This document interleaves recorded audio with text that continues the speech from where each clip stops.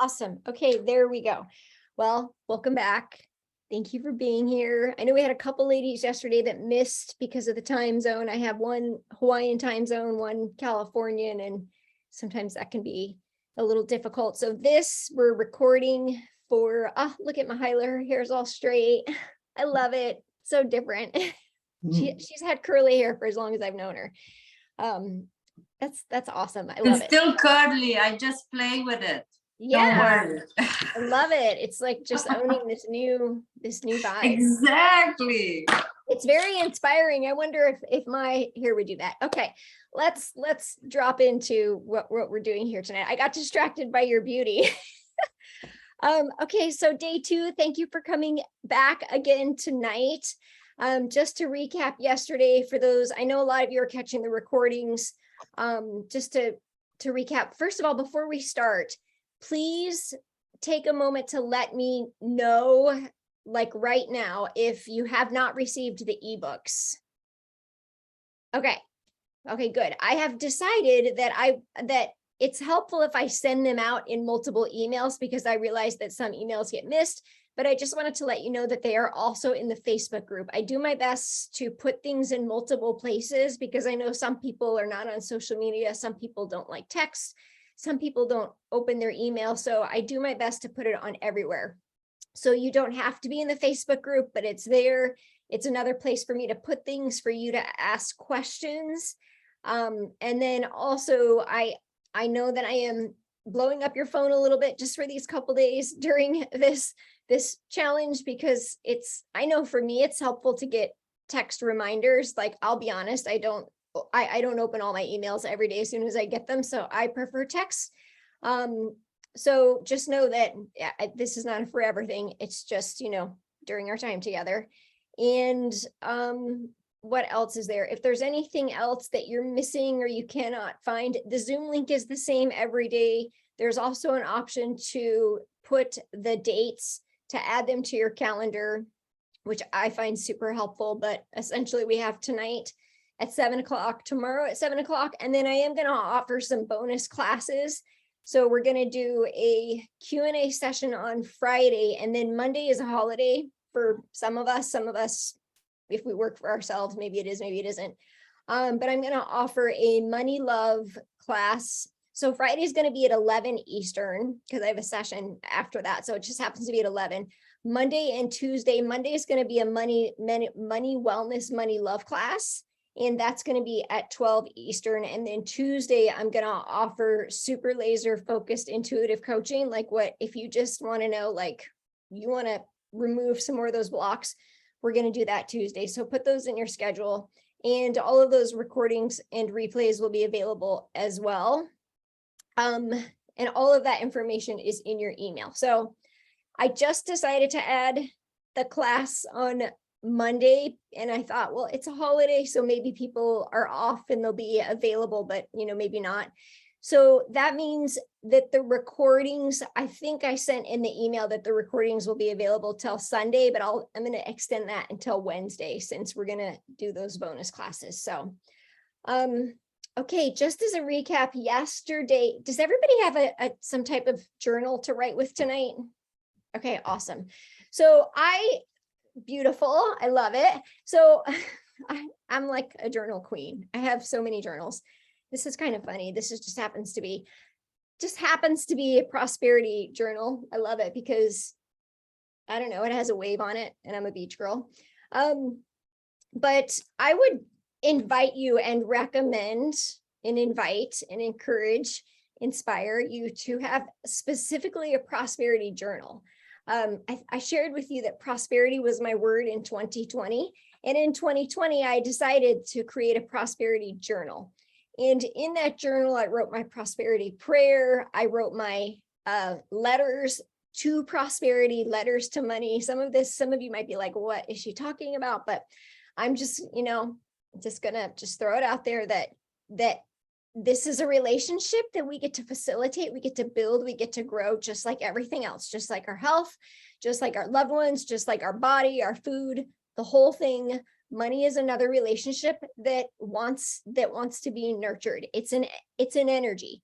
That's what it is. It's energy. Everything, your thoughts, your emotions, energy and motion, everything is energy. And so the reason I love teaching this is the fifth element of wealth is because it is part of our well-being. It gives us choice, like we talked about yesterday.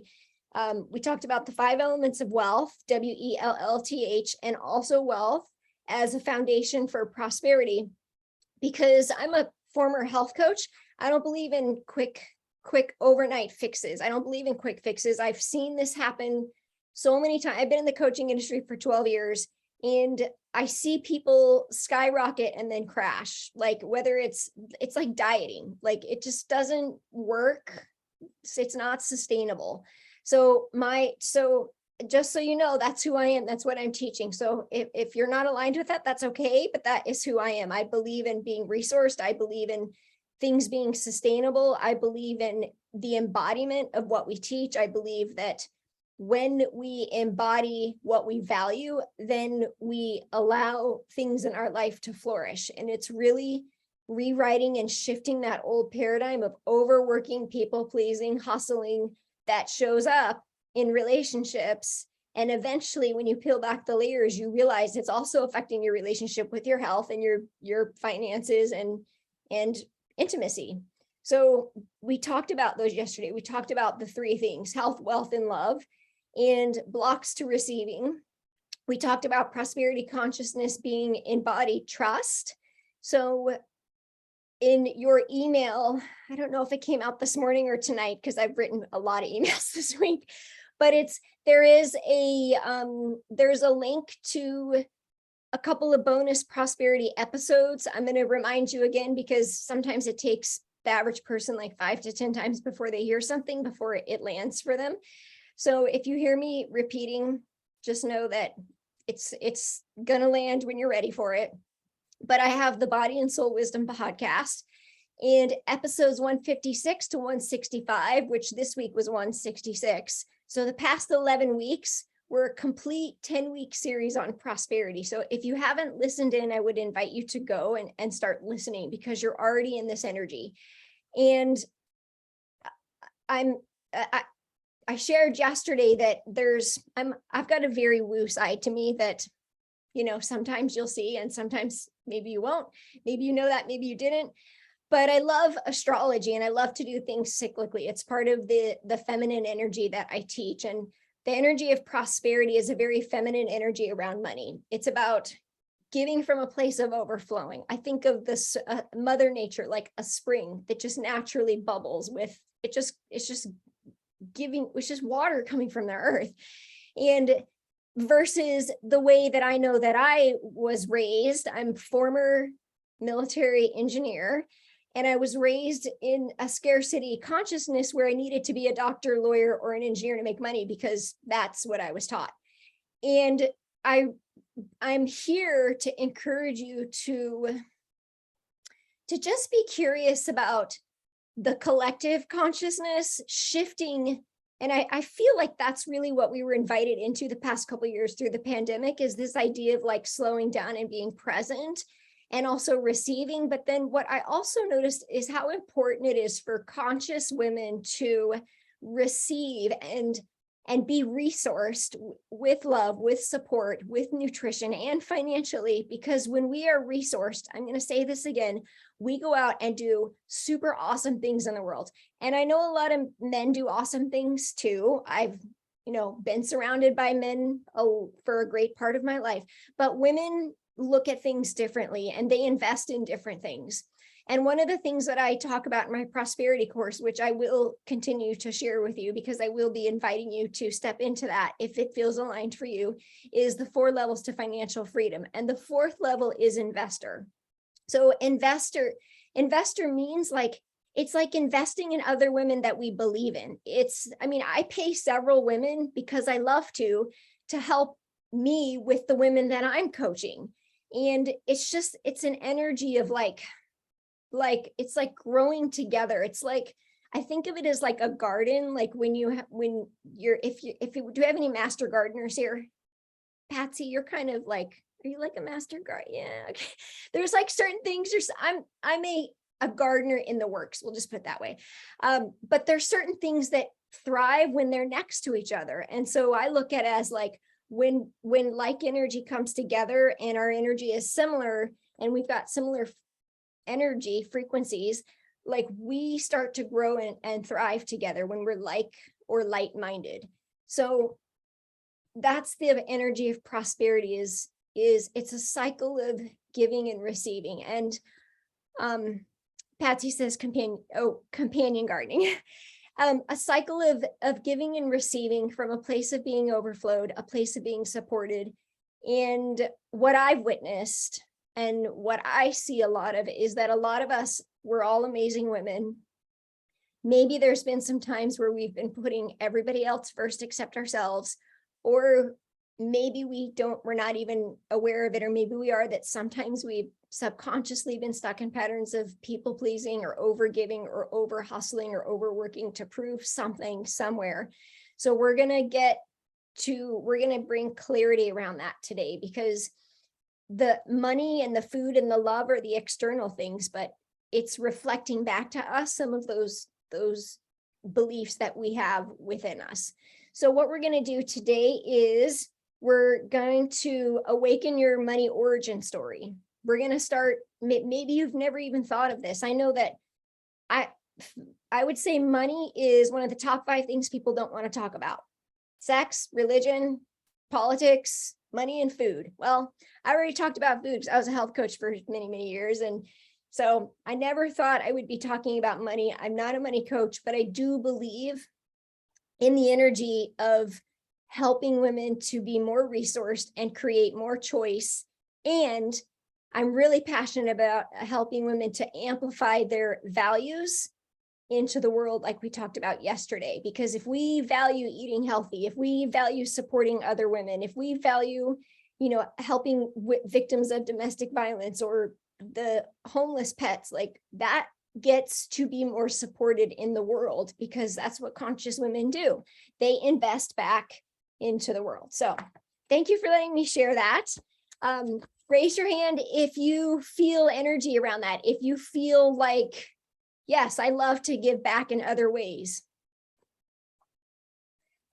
And another question I have is, just by a show of hands, who resonates with the idea that when we are rested, when we are well nourished, when we're supported, when we're resourced, we show up as a better mom, a better spouse, a better coworker. We're just more patient. We're more joyful. We're more peaceful. Does anybody else know that is true for them? 100%. Yeah. Valerie's giving me like 10. She's like, yeah, double hands. So this is like the bigger why. The bigger why is because I've shared with you, my word of the year is resourced. When we are resourced, when we're thriving, we get to be super awesome for ourselves and for everybody. I mean, I'm even more loving to my puppy. It's like, it's not just when I need her, but it's like I have that extra energy to just acknowledge how special she is. Like that is where we get to give from a place of overflowing. So today what we're gonna go through is we're gonna uncover your money origin story. We're gonna get down to what are the blocks that are showing up. We're gonna identify your money saboteur. And then if we have time, some of this can kind of spill over into Monday's money wellness, money love class. But we're going to talk about like our basic human needs and how that translates across our relationship with money. So the basic needs would be like the need for safety, the need for love or to be loved unconditionally, the need for support, and the need to feel worthy or good enough. Those 4 basic primary needs translate directly into our relationship with money and how we spend or save or what we invest in, or even how we choose to make a decision on how to use our money. It's like really fascinating. And the other thing that we may or may not get into today, but if we don't, we'll spill over into Monday, is how many of you are familiar with attachment style theory? Amy, I know you are. Okay, so we're gonna we're going to start to see, so Rachel, you are too, we're going to start to see like there's different attachment styles, which there's secure, anxious, avoidant, and then fearful avoidant. We're going to start to notice that, oh, guess what? Those directly translate into how we, again, choose to receive, spend, or invest in money. So we also, on Monday, we'll dive into a little bit of our money love language, like everything in our life. Remember, money's just the tangible thing. So it's going to be super, super fun. So just, I'm going to give you a moment to just put in the chat. Remember yesterday, we talked about what do I believe, what is it that I'm seeking? And many of you said connection. Some of you said love. Some of you said trust. Some of you said financial freedom. What is it that I'm seeking? Yesterday we asked that, what do I believe is standing in the way? And then we ended the call with what happens when I allow more of XYZ into my life? So in other words, what happens when I allow more trust into my life? What happens when I allow more vulnerability into my life? What happens when I allow more financial freedom into my life? That was your homework to journal on. So if you took the opportunity to journal on it, I'm going to invite you just to, in a couple words, put in the chat what came up for you.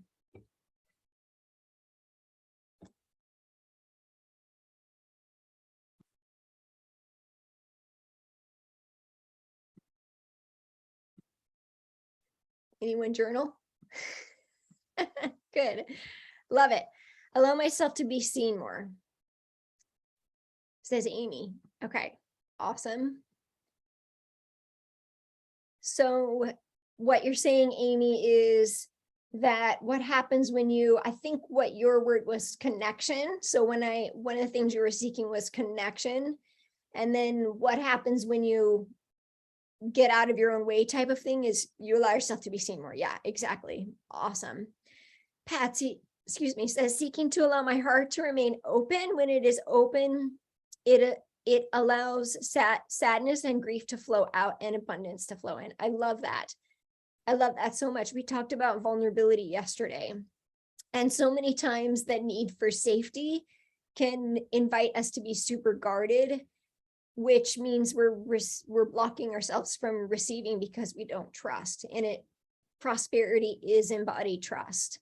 And Rachel says, when I allow myself to be more vulnerable to others, they draw closer to me and show more support instead of pulling away. And one of the things I know you said, Rachel, you were seeking was love and connection. So I love that that translates directly across. Okay, so no expectation to share. You're just invited and welcome to share. We're going to start diving into what we're doing today because I'm super excited to do the little shadow work dance. So I'm going to invite you guys to close your eyes. We're just going to drop in and become really present in this moment. So put all your distractions away, your cell phone, your messaging, close the door if you need to, uncross your legs, uncross your arms, and start to connect with your breath. So if you haven't heard or had sound healing before, this is a Tibetan singing bowl. Directly aligns, vibrates, matches with the heart chakra. So if we know that we're a person who has too open of a heart or even a guarded heart, this is a sound that will vibrate to help to bring the heart into balance. So allow yourself to connect with the breath, taking a nice inhale through the nose. And as you inhale, your belly's going to rise. So if you feel called, you can place your hand on your belly to feel it rise on the inhale. So we want to breathe all the way from the belly button. Take a nice deep breath in for the count of 4, 3, 2, 1, and hold. 3, 2, 1. Open the mouth, slowly exhale to release and contract the belly. 4, 3, 2, 1, and hold. 3, 2, 1. Another deep breath in through the nose, belly expands.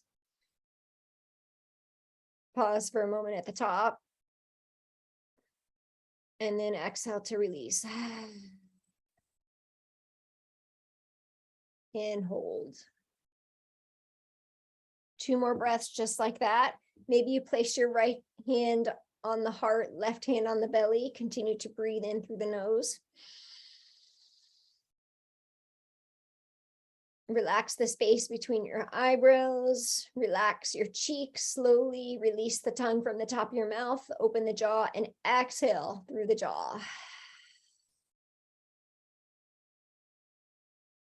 And hold. 1 more breath. This time we're going to invite reaching a little deeper. Imagine breathing in through the soles of your feet. So just obviously there's no lungs in your feet, but just imagine there's very big pores in the soles of your feet. They're connected to the earth, breathing in light and love and oxygen. And see if you can visualize that light energy like coming through the veins of your body, up through your knees, your hips, your sacral, your lower belly, your chest, your heart, your throat, to the top of your head. And then exhale all the way back down to the soles of your feet, contracting the belly as you go back down. So this takes a little bit more relaxing to take a really nice, long, deep inhale and exhale. 1 more time, inhale through the feet. Imagine receiving life force energy, because we're all about receiving light and love and oxygen, nourishing your cells all the way up the body through your legs, your hips. See if you can just visualize or what it would look like, your heart, your throat, up to the top of your forehead. Imagine that light coming out the crown of your head and then coming out around you to create a nice willow tree effect and back into the earth. So this is how we give and receive energy from the earth. Even if the floor is beneath you, we're still creating intentions. 1 more through the soles of the feet to the crown of the head, and then exhale to release. Start to check in with your breath. Notice your heartbeat. Notice the quality of your heartbeat. Meaning maybe you can feel it. Notice the quality of your breath. Is it deep or shallow?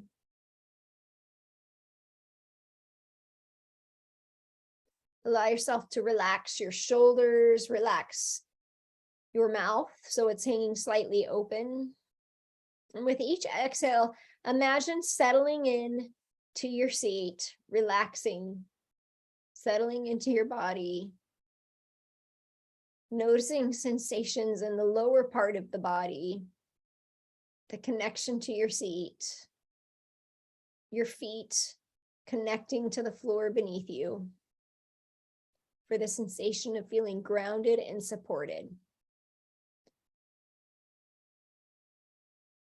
Imagine if it would feel nice, just growing and expanding roots out through your feet into the earth, in which you can receive light and love through those roots up into your body as much as you desire. An endless supply of energy and resources always available through the earth. And then take a moment to just ask yourself, what is my intention for today? And if you don't know what intention is, just what do I want to feel? What do I want to experience? And find the intention in 1 word. Let's keep it simple. Energy loves clarity. Money and love and health are all energy, and all of those things flow to us more abundantly when we are clear. So let's create a 1-word intention for tonight. Take a nice deep breath in, just receiving and trusting whatever word is there is perfect. Doesn't even matter if it makes sense. Breathe in that word. Breathe it in to your body as you say it. I am love. I am trust, whatever that intention is. And then exhale to release and feel your body absorbing the energy of your 1-word intention. And if you can't feel it, if you don't feel it, if that's unavailable to you in this moment, then just be curious of what it would feel like. Curiosity is the gateway to the embodiment. So we're available, we're open, we're ready, we're curious and ready to receive. Whenever you're ready, after you take that nice deep breath with your one word intention, start to bring your awareness by wiggling your fingers and toes back into the room. And then whenever you're ready, open your eyes. And if you'd like to share, I'd love to hear what your one word intention is. So go ahead and type that in the chat.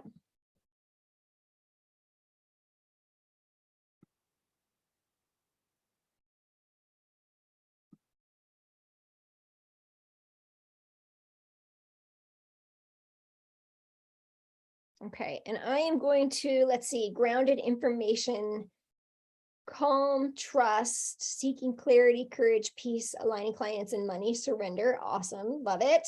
Claiming it all, open. Okay, awesome. All right, so what we're going to do now is I'm going to go to the Prosperity Roadmap ebook. So if you have, I don't know if you've printed it or if you have it available or up on your screen, but I'm going to pull it up in just a minute. And we're going to go to the money origin story. So just give me one moment. I thought that I had it up, but it wasn't up. So now it is. Okay. Oh, one moment. I'm going to share the screen. Okay. So this is where we're starting today, your money origin story. So I'm going to ask you to get your journal out. So this is me in Nicaragua about 7 years ago. And I chose to do my yoga teacher training specifically with an organization that was giving back to the community, helping to build a school for children. And the super cool fun thing is that I decided to homeschool travel with my children that year. And even though they were really young, like first and fourth grade, I brought them with me. We lived there for a month. I had a local lady to take care of them, but they got to help take part in this mission, which was totally life-changing for us and for them. And so this is the kind of things I'm talking about, how like we get to give back to the world in even bigger ways. It was one of the most life-changing experiences of my life, because what it taught me was the people there, their houses were literally like, I'm the one like doing the shaka, by the way. I was by far way older than everybody too, which was kind of funny, but the people in the town that we were in, their houses were like, they slept on the dirt, and their roof was made of palm fronds. They had no bathroom, no shower. And my children were really into picking up trash on the beach. And then when they went there and picked up the trash on the beach, they were so proud of themselves, and they gave it to Rosario, who was helping to take care of them while I was in yoga teacher training. And she took the trash and she put it on the fire, and then she cooked her meal right over the burning trash. And it was just so, that moment just made me realize, like, again, and I have traveled a lot, but how lucky we are in our country to have so many more resources available. Then what was even more interesting is I wanted to, of course, like just shower this lady with love and extra money, and it didn't mean anything to her. And so the best thing that I could do was buy her a year's supply of rice and beans, because giving her extra money didn't mean anything to her, because she just didn't know what to do with it. And so it was a really interesting experience of, just kind of the way that being able to see people who literally had physically nothing be so happy in their life. So I love that picture. So I want to invite you to get your journals, and we're going to start. I'm going to play some music, and these are the questions that you're going to journal around. I'm going to give you about 5 minutes. It's, what beliefs did you hear about money growing up? I may actually give you 7 minutes. I'm feeling like you need a little longer. So what beliefs did you hear about money growing up? So what did you hear your parents say? Like, I realized one of the things that I used to say, and I no longer say, is that something is expensive. And then I heard one of my children say it, and I'm like, what? Where did you get that? And she said, you. Of course she got it from me.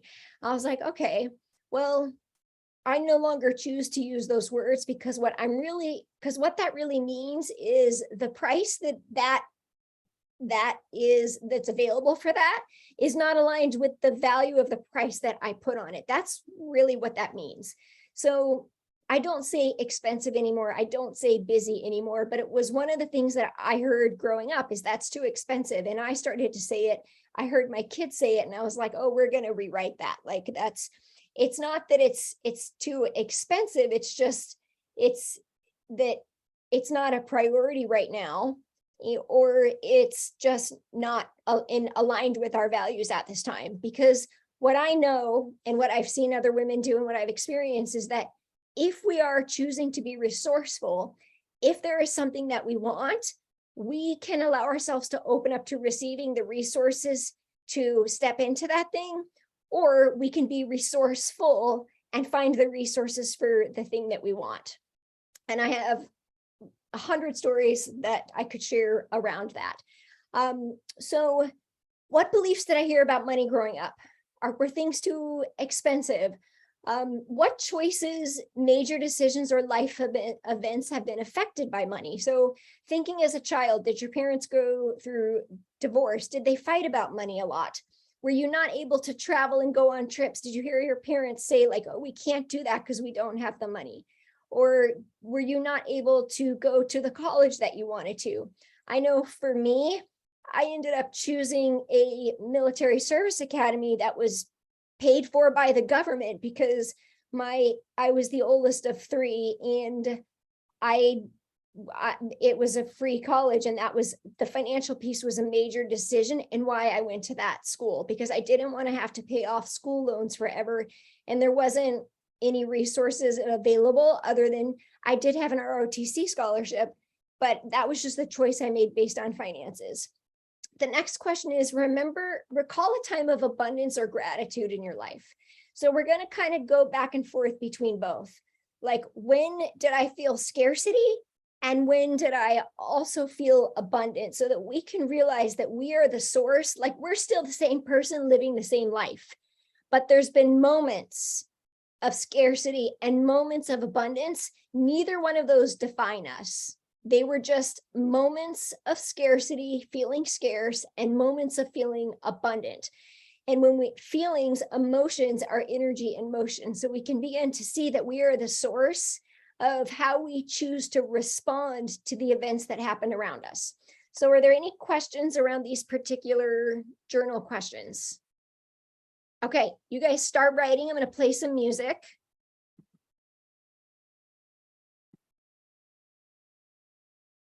I'll bring it back up in just a minute.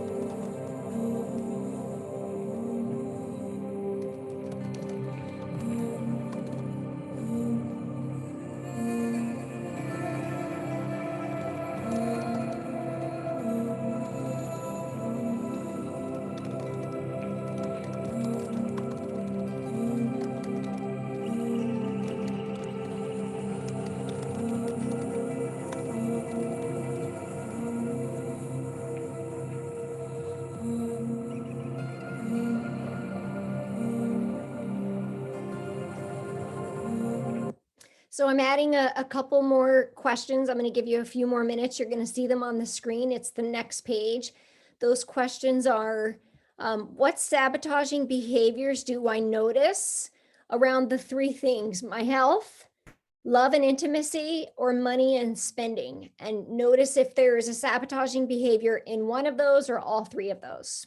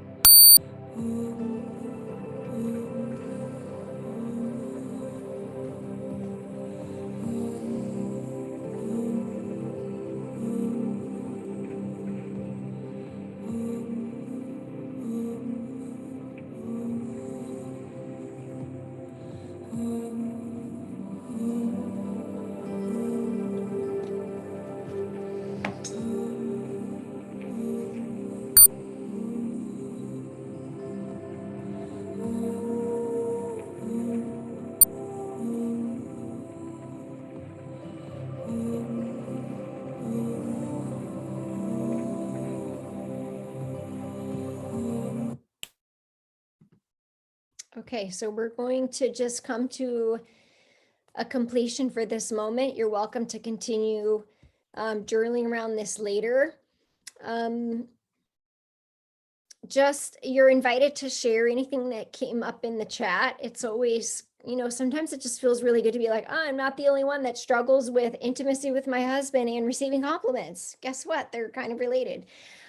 So just, if you're invited to share if you want, but the additional three questions that came up were, what sabotaging behavior do I notice around health, money, and intimacy and love? So money usually goes with spending, but you might also notice like that you might notice some similarities in like even just the way that you nourish yourself. Like, do you binge? Do you constrict? Do you do that with money? Do you overspend? Do you constrict? Do you do that with love, like with your spouse or your children? Do you overgive to people even outside your family, but then withhold with your spouse? These are These are all patterns that some of us may notice if we look deep, and it can feel vulnerable. But if we're being honest with ourselves, like, we might notice that it's a little bit deeper here. And that's really where I want to take you to really reprogram this.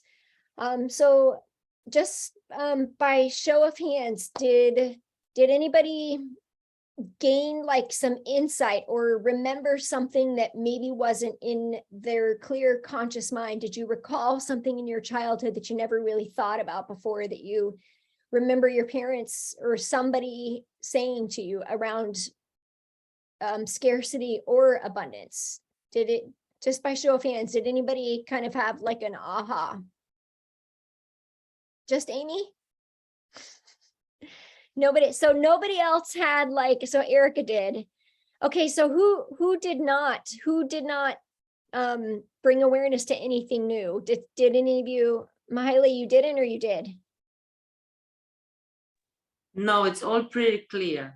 It's all pretty okay, but you were able to recall. Oh, yes. Yeah. Okay. So yeah, you've been working on this this isn't like your first rodeo. Okay. So next we're going to move into the money blocks list. So I'm going to bring that up. You're welcome to, dude, I did not want to do that. Okay. So we're going to bring up the money blocks list. So let me just get that for a second.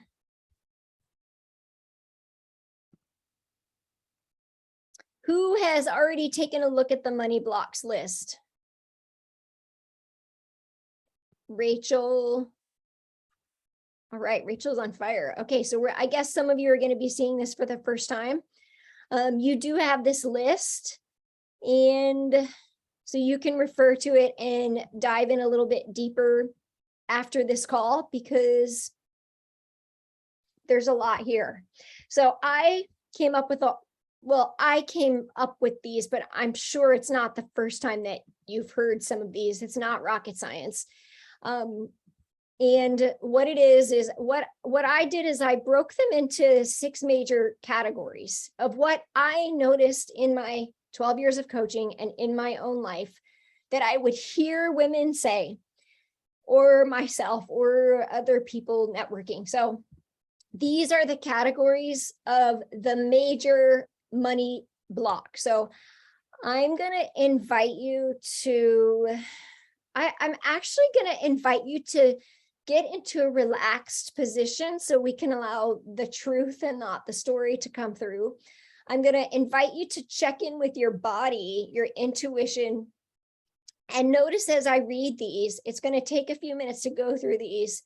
If you feel a sensation in your body, like a knot in your stomach, or your shoulders tense up, or your face gets tense, that's a sign that this is a thing for you. So, and it might happen it's going to happen to more than one of these. And then I'm going to invite you to do this again after the call and go through this list in your own time and highlight or just put a mark to the ones that you feel that might be a block for you. Okay, so if you're ready and willing, I invite you to just come into a relaxed state. So just, again, tapping into your breath, and I'm going to read through these. This is going to allow you to get out of the story, get out of your mind, and just notice your body sensations as I read these, okay? So the first money block area is working hard equals success. Okay, so I'm going to read through these. So the major category, first I'm going to read through the major categories, and then I'll go through each one. So working hard equals success. Money is not spiritual. Money is evil. Wealthy people are X, Y, and Z. You just have an opinion about them. Scarcity, you have beliefs around scarcity, failure, and debt, or you have certain values and beliefs on what your idea is around money. So these are the different categories, okay? So working hard equals success. I have to work hard to achieve financial success. I have to work hard to prove myself. I have to work hard for my value to be received. I should be paid well for working hard. People will not pay me what I am worth. I do not need more than X amount of dollars. My integrity is built on working hard. I should not be paid well for things that come easily to me. I cannot be paid more than X amount a year. So like $1 million or, anything that comes up. I cannot be paid more than X amount an hour. It's not right for me to charge X amount of money for my services. So just kind of notice if you've ever felt or thought any of those things. Okay, and then just by a show of hands, who had something in there resonate with them? Okay, so working hard equals success. Okay, the next one is money's not spiritual. Okay, so this can happen a lot in healers, coaches, people in service, or it could really happen to anybody, but I have seen this a lot in the communities that I've been in. So I'm here to help people, not to make money. It doesn't feel right to be paid for my natural gifts. It doesn't feel right to charge for helping others. It's not spiritual to want money. It's not spiritual or noble to charge a lot for my service. I don't feel spiritual when I charge a lot for my services. Those are two different things. Spiritual people are poor. Healers and coaches who really care don't make money. Insert any profession, whatever your profession is, lawyer, doctor, nutritionist, fitness teacher, whatever, but yoga teacher, actors and actresses, musicians, so insert anything, is a profession that is poor. It's not spiritual to be wealthy. I will lose my connection to God, grace, or divine source if I am wealthy. God, grace, source doesn't need me to be wealthy. And then lastly, money and spirituality do not go together. So did anybody resonate with that one? Not so much, maybe a little. Okay. So the working hard equals success was a popular one. Okay. Next one is money is evil. Money is the root of all evil. Wealthy people are bad. Money makes people greedy. If I become wealthy, I will only focus on money. I have to focus on money to become wealthy. Wealth equals money. Money creates problems. You can't trust people who make a lot of money. People will use me for my money. Money will corrupt me. Money is a bad influence. Money is bad. People with lots of money are selfish. People with lots of money are narcissistic. Money will corrupt my values. And money is not an honorable value. So raise your hand if you relate it to any of those. Highlight Erica. So, okay, so a little bit. Okay, next one. This is like what we believe wealthy people are. So wealthy people are born into wealth. Wealthy people are well educated. Wealthy people are fake. Wealthy people are unauthentic. Wealthy people only care about money. Wealthy people are selfish. Wealthy people are greedy. Wealthy people are snobs. Wealthy people are talented. Wealthy people are lucky. Wealthy people are dishonest. Wealthy people are self-centered. Wealthy people are not spiritual. So raise your hand if you relate to any of those. sort of like judgments on wealthy people. Okay. All right, so scarcity, failure, and debt. So this can relate to maybe past experiences or things that you learned. So I feel out of control when it comes to money. There's never enough. I have shame in feeling poor. I'm not worthy of making good money. I'm not worthy of being paid well. No one will pay me for what I do. No one will pay me for my gifts. No one will pay me for my worth. Debt is a sign of failure. Debt is a sign of shame. Debt is a lack of maturity. Debt is a lack of responsibility. Debt runs in my family. All debt is the same. Others can be paid more for the same work, but not me. I'm a failure because my income is too low. I'm a failure because of debt.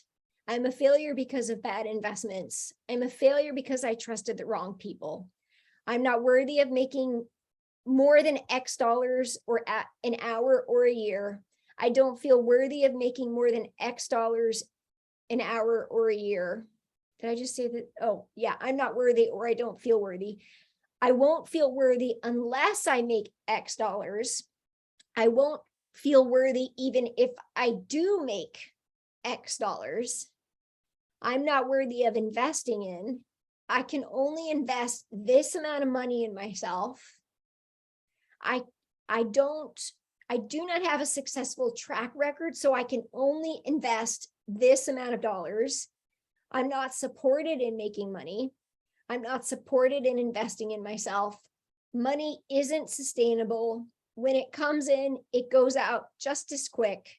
I don't have time to make a lot of money. It's too expensive to eat well. Everything is too expensive, and I don't have any savings. So that was a long list. So by show of hands, anybody relate to any on that? Okay. Lastly, it's values and beliefs around money. I am aware of the time. It's close to 8 o'clock. We're going to go probably about 10 more minutes. So hopefully that works for everybody. It looks like we're all in the same time zone, almost, or it's in the evening. So people will see me differently if I make a lot of money. People will not trust me if I make a lot of money. People will think I'm selfish if I make more money. People will think I'm greedy if I make more money. So as we can see, we're very concerned with external validation here. People will laugh at me if I charge too much. People will laugh at me if I ask for a raise. My family will judge me if I make too much money. People will think I'm all about money if I charge too much. Who am I to charge X amount of dollars? People will think I'm special. People will think I think I'm special if I charge too much. People will think I'm fake if I charge too much. People will envy me if I make too much money. People will use me if I make or have too much money. People will steal from me if I have too much. People marry for money. People divorce over money. I'm only worthy X amount of dollars. It's not my birthright to be rich or wealthy. Money controls people. Money cannot be controlled. So do any of those relate with anybody? Okay, so I'm going to invite you guys to put in the chat which kind of headliner, like values and beliefs, scarcity around failure and debt, money is evil, ideas about wealthy people, working hard to equal success, and money isn't spiritual. From those 6 categories, what are the top 2 that really spoke to you?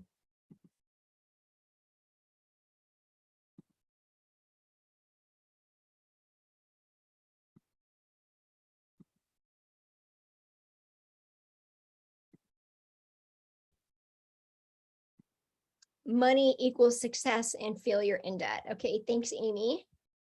I'm going to be bringing up our last book here, the Money Saboteur book. Working hard equals success. That was mine. So I totally get that.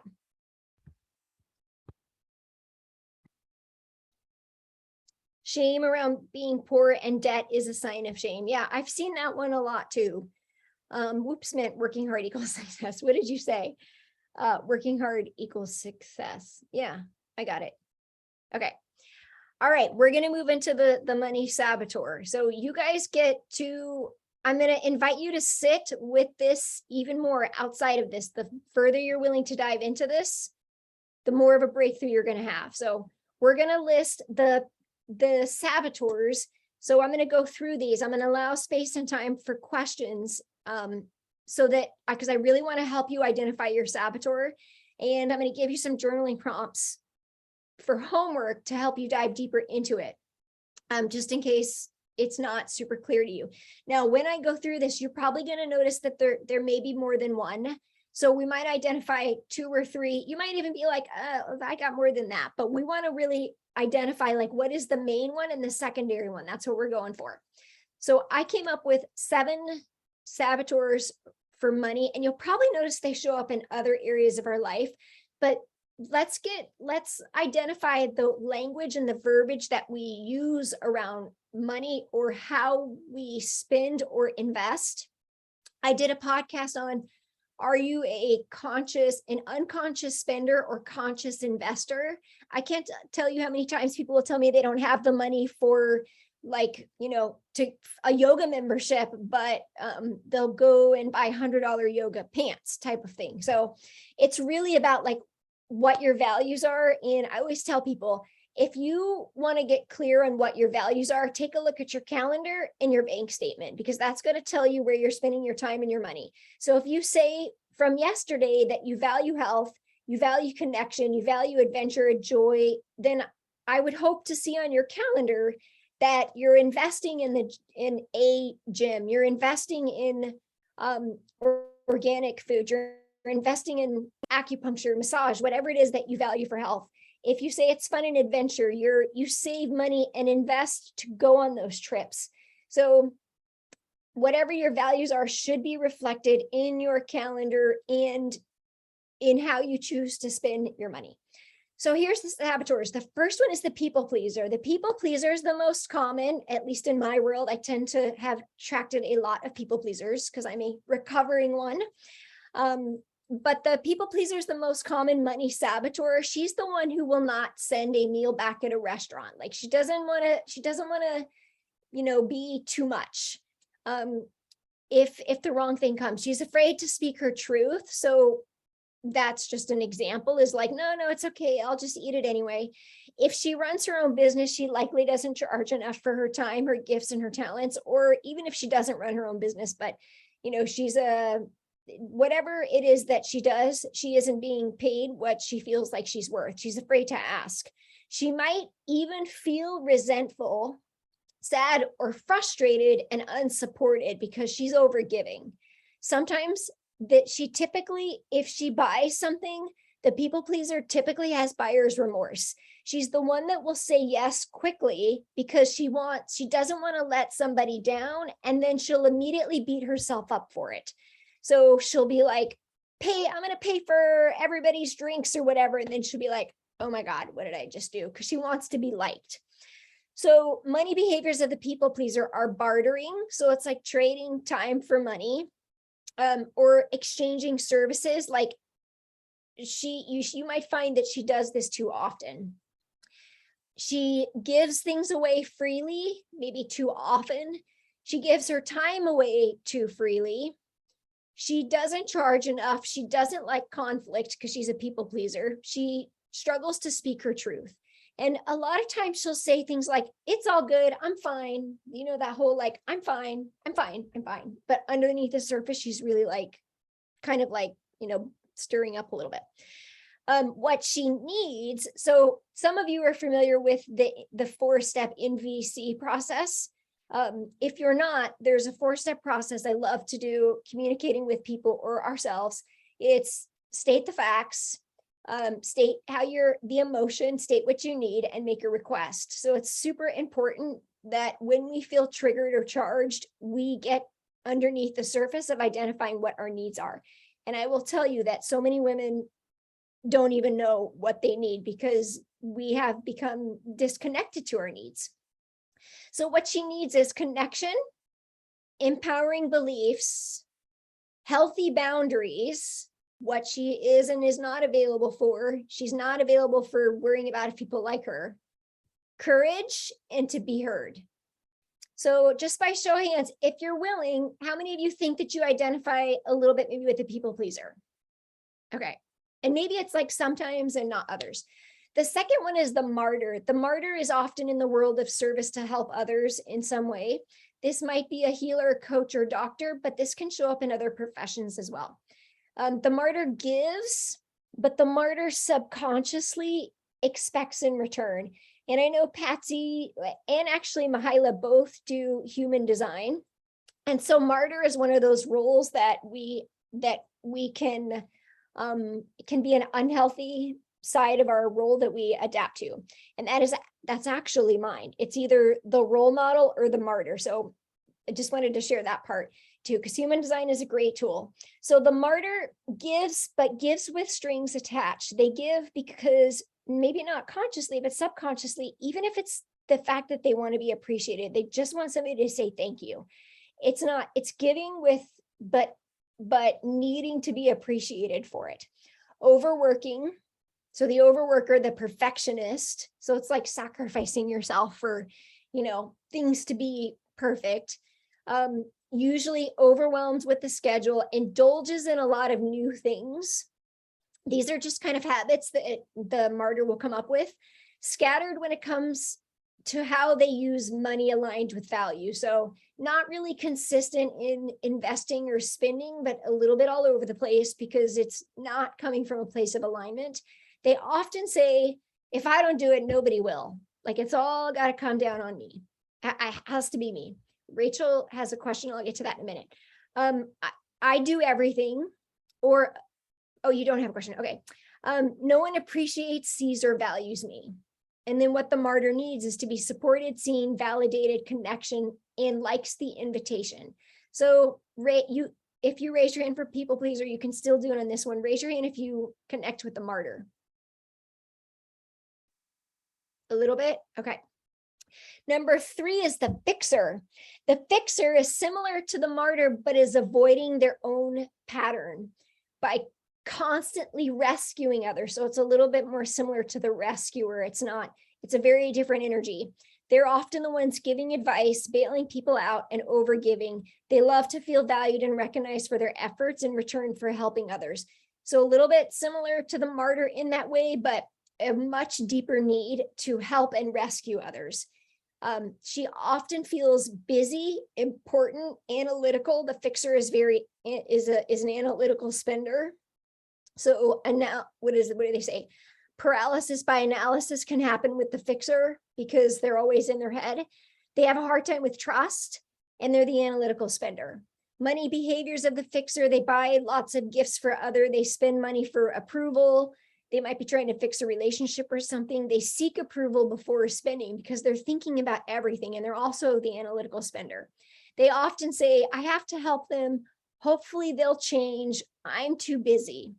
Their needs are connection, trust, safety, acceptance, movement, because they're in their head, they got to get into their body. Trust, they have a need for safety, and loyalty. So you'll notice some of the needs are very similar.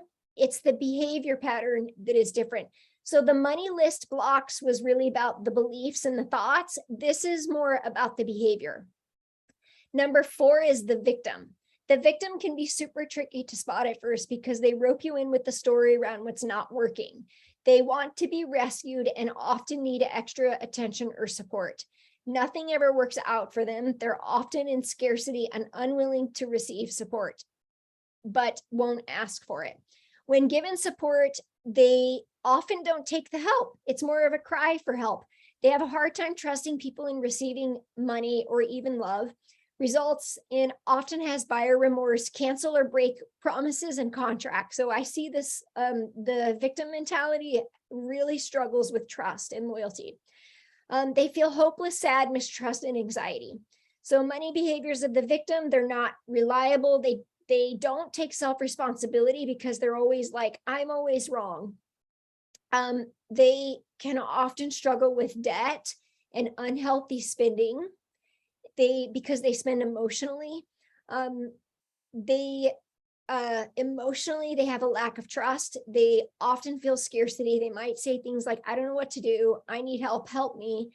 What they need is discernment, healthy boundaries, trust, and the balance of truth and compassion. So the victim needs to be nurtured and loved a little bit with that compassion, but too much compassion is enabling. So they really need the harsh truth of like really clear boundaries on like, hey, this isn't working for you. We need to shift this. So does anybody identify with the victim or even know of anybody that you see? The answer can be like, have you ever witnessed this? Yeah. Okay, 5 is the tyrant. The tyrant is the one who likes to control everything. She lacks trust in others, which can often lead her to being untrustworthy. She wants to win at all costs. She likes to control everything.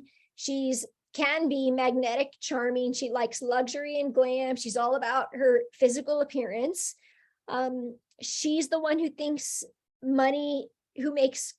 we judge it that wealthy people are bad, because she's the one that does this, because she's at an unhealthy relationship with money, that she'll do anything at all costs to make money. She'll burn bridges. Her health isn't optimal, and she doesn't have really close, deep relationships. Money behaviors of the tyrant are they invest their money on their image and appearance. They spend on really nice things because everything is image focused. They don't offer to pay for their portion. They're very self-centered. They use people to their advantage. There are people like this out there. They budget and track everything out of the need to control. So it might be a little bit like super hyper controlling. And then they'll say things like, no one can do it as good as me. No one's ever helped me. I do everything. I'll do whatever it takes to get what I need. So anybody here relate to that or know or ever seen anybody like this in their life? No. Ooh, Rachel, you're lucky. Okay. And then the free spirit, we have 2 more. Spiritual people don't have to be poor. For example, Jennifer Aniston's yoga teacher is not poor, but the free spirit is the one who spends without worry or care, might be a little bit too on the unhealthy side of the magic of manifestation. The free spirit does not take aligned action and is not intentional with money. They often bypass. They're probably avoidant attachment in many areas of life, and they have a hard time finishing what they start. So there's just no like follow through. Money behaviors, they invest resources on the image of being a free spirit. Okay, we do see this on social media. that people invest in their image of being a free spirit, but they're not actually a free spirit. They often change what they love because they're not very grounded. They're very like, oh, I'm just like airy fairy. I just love whatever everybody else loves. They likely have debt. They have a job and not a career. They're a fun person at the party who spends without care. They talk about manifesting, but they don't take action. They often say, I'm manifesting, I'm just going to trust, and I don't have money for X, Y, and Z. What they need is accountability, aligned action, guidance. A budget is great for the free spirit, firm truth, and safety.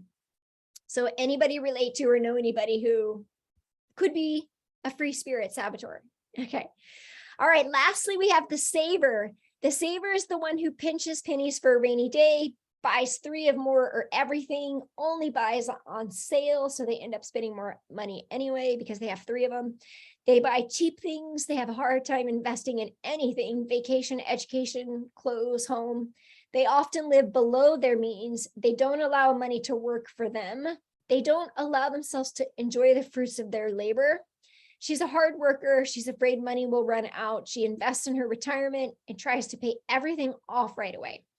So the behavior is buys 3 of everything, only buys on sale, hardly invests in herself, uses coupons, buys cheap gifts, doesn't value luxury. She's the researcher, or the investigator who shops around for the good deal. And often as things are too expensive, I don't have that type of disposable income. Who would pay for that? And what they need is connection, safety, risk, passion, and more joy.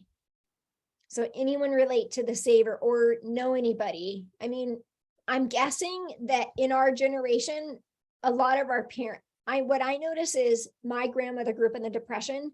And then as a result, her and then my parents, they have a lot of this like saver mentality because there just wasn't as much available.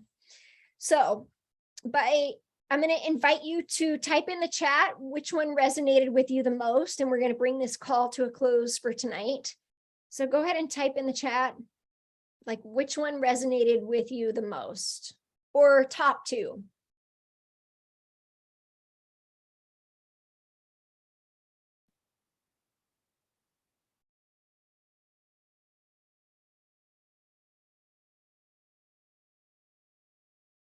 Okay, so people pleaser, martyr, people pleaser,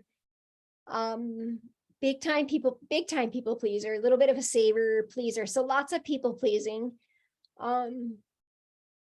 Yeah, and then so interesting. So we had a lot of people pleasing and a lot of like hard work equals success. So that makes sense, right? Like, so we're putting our value in our work. Like so just kind of sit with that for a moment. Like, those of you that resonate with this, do you feel that you are valued for the work that you do more than who you are as a person? Just kind of notice like what comes up around that. Do you feel like you have to do things for people to see you, to value you, to appreciate you, to love you? Like, I mean, do you think that your spouse or children or parents would love you if you sat on your couch all day? I mean, that's like a valid thing. Like, just think about that for a moment. Okay, so we covered so much today. I know we're over in time. I want to give you a couple questions to journal around on this. Tomorrow, we're going to tie all of this together. We're going to look at, what do I need to be in prosperity? What's holding me back? And then how do I want to take this and shift something moving forward? We're going to get super clear. That's the goal for tomorrow, because energy loves clarity. And the thing that you are seeking, whether it's connection or love or financial freedom, is an energy. And if it wants to come to you, it has to know what you want. So we're going to get clear on what that looks like tomorrow. Check your email for the link to the replay. Check your email for the schedule and the bonus classes coming up, because I will be offering Friday, Monday, and Tuesday. Fridays at 11, Monday, Tuesday at 12. And then also in the email is a link to jump on a call with me if you want to dive a little bit deeper, if you're interested in joining the prosperity course for this year. I am going to be inviting you into that. We do begin next week. I'm going to talk more about that tomorrow, but there is a link to check out the course. I know some of you in here have already signed up. There's a link to check out the course if you're interested in the email as well. So your homework tonight is to continue writing on your money story. So those questions that were in the ebook that we started with tonight. What do I notice similarities between health, wealth, and love? And then the next question is, what beliefs do I know that are currently holding me back in my life right now? So I want to invite you to get super crystal clear on what is one area of my life where I notice that belief of working hard equals success, or whichever one you want to choose, is showing up right now. Or what one area of my life do I notice the saboteur is showing up, the people pleaser? It might not even have to do with money. It might have to do with your parents, or a friendship, or a romantic relationship. So what belief or saboteur that I noticed tonight is currently showing up in my life, and how is this affecting me right now? Like just get really clear on like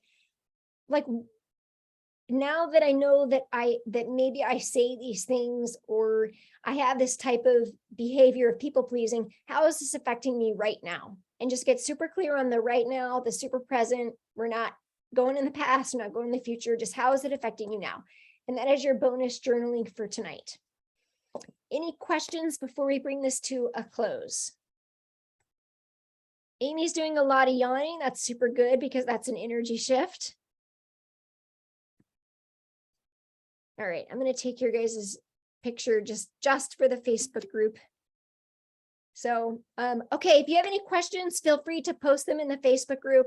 If you're not in the Facebook group, it's called Passion to Prosperity. I sent you the link.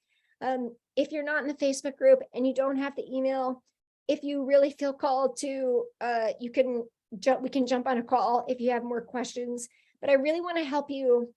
My goal is to not to stir this up and then just leave you hanging. We want to energetically notice it, and we want to like move through it. So we're going to continue moving through that tomorrow. And if you give yourself permission to journal tonight, that's going to help you continue to move through it. Okay. All right, ladies, have a good night. Thanks for staying. I'll see you guys tomorrow night at 7. Thank you. Good night. You're welcome. Good night.